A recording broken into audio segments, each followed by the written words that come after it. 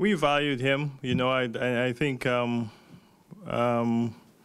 we sat at 23 and waited. Had a couple guys that we liked, and we were lucky that. Obviously, I think if he doesn't have that injury, I don't think we have a shot. But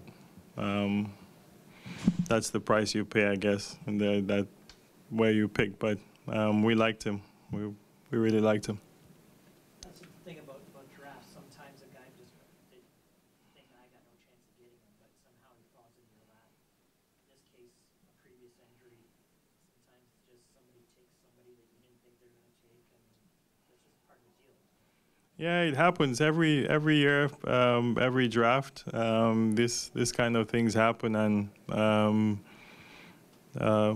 we just feel lucky. We'll see how it pans out. With a desire to get more three-point shooting in your team, do you need to find that now with existing NBA players or your own guys, because OG doesn't have that skill at this point in his career? We just drafted talent, Doug. You know, like at this point in the draft, you know, like, yeah, we need three-point shooting, but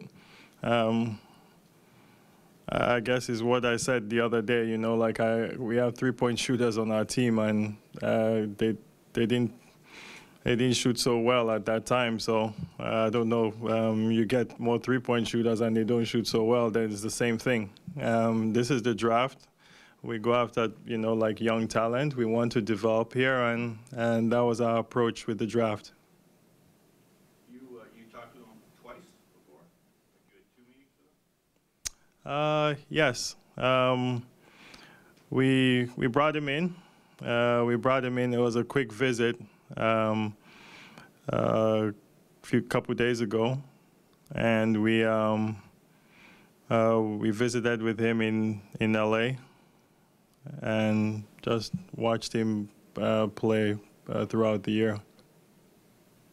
Did you actually get to see him practice to this point, or is he still too early in his rehab process to actually run up and down the court? We've seen him do some shooting.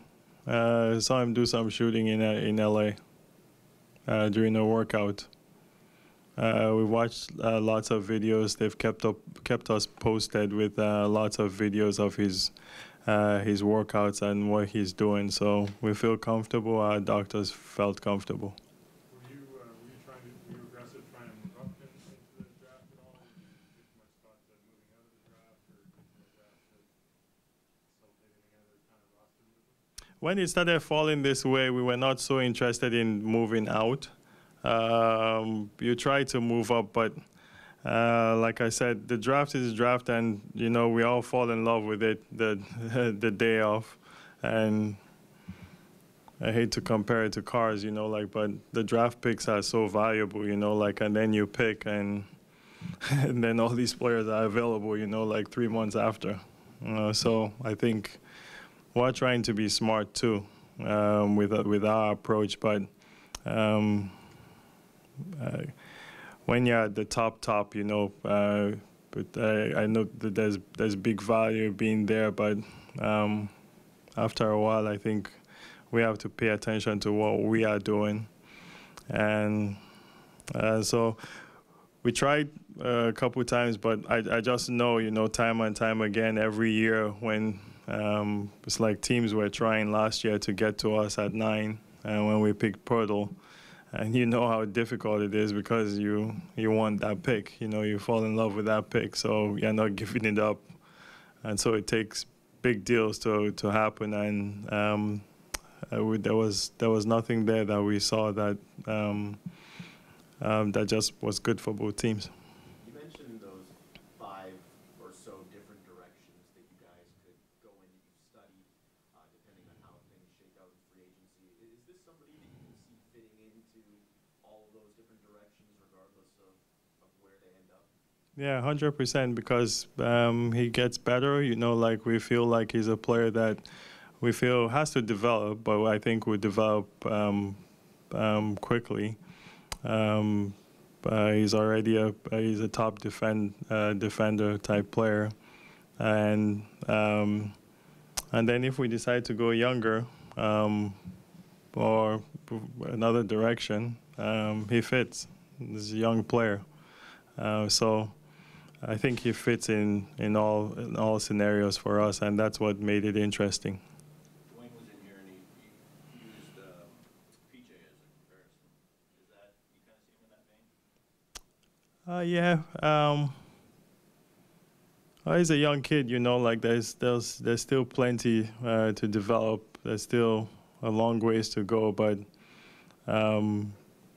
as I said, just having that type of talent at 23 was very intriguing for us. Who do we compare him with? You know, there are some guys you look at that are big-time players, and then there are some guys you look at that strong starter players in the NBA or rotation guys in the NBA.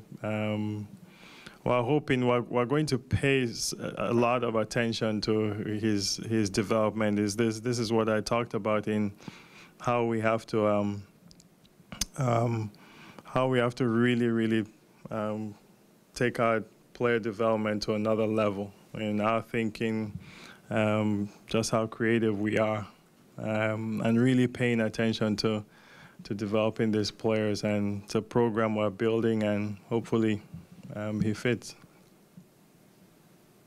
How far away, he's obviously a young guy who's coming off an injury, but how far away is he from where you would see him on a regular basis in an NBA game as opposed to, say, developing with the 905? I can't tell. I just know that, you know, we're going to use all the assets that we have in terms of 905, in terms of this program we're trying to build, in terms of everything, you know, our coaches, to develop him. I don't know what the timeline, especially with injury, you know, I think is tough to say when he can break through.